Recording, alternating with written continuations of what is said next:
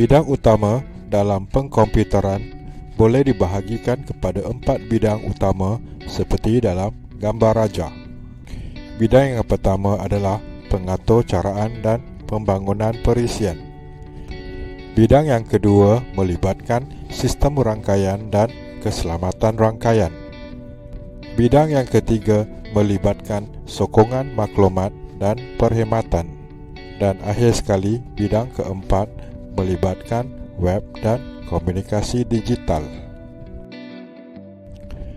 Pada bidang sistem rangkaian dan keselamatan rangkaian, peranan dan tanggungjawab mereka adalah 1.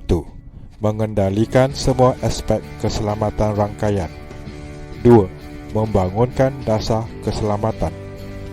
3. Mengesyorkan peningkatan keselamatan data. Kerjaya dalam bidang ini termasuklah 1. Juru analisis. 2. Keselamatan maklumat.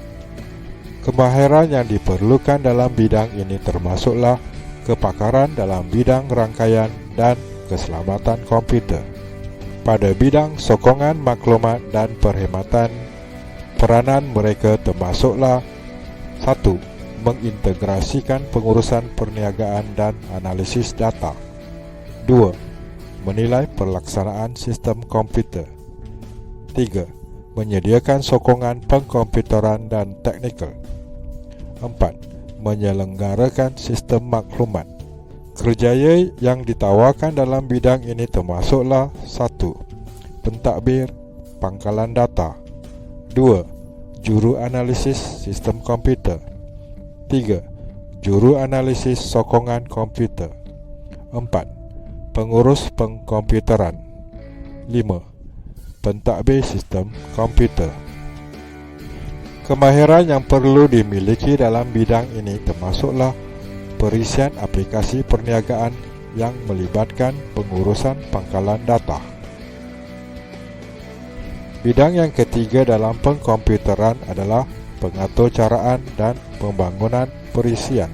Peranan mereka dalam bidang ini termasuklah merancang, mereka bentuk, mengemaskini dan menguruskan perisian komputer dan sistem melalui pengatur caraan dan pembangunan perisian. Kerjaya yang ditawarkan oleh bidang ini termasuklah 1. Juru analisis sistem. 2. Jurutera sistem komputer. 3. Pembangun perisian. 4. Pengatur cara komputer. Kemahiran yang perlu dimiliki dalam bidang ini termasuklah pengatur caraan Java, pengatur caraan C++, pengatur caraan .NET, SharePoint dan pengatur caraan Python. Bidang pengatur caraan keempat adalah web dan komunikasi digital. Tanggungjawab mereka dalam bidang ini termasuklah 1. Membangunkan aplikasi berasaskan web. 2. Menulis kod. 3. Mengintegrasikan sistem. 4. Menyediakan bantuan teknikal. 5. Membangunkan media interaktif, produk digital dan multimedia. Kerjaya yang ditawarkan oleh bidang ini termasuklah 1. Pembangun laman web. 2. Pembangun perisian multimedia. 3. Pakar media digital. 4. Pereka grafik dan multimedia. Kemahiran yang perlu dimiliki dalam bidang ini termasuklah JavaScript, HTML, perisian PHP, perisian .NET, Python, dan perisian dan perkakasan multimedia.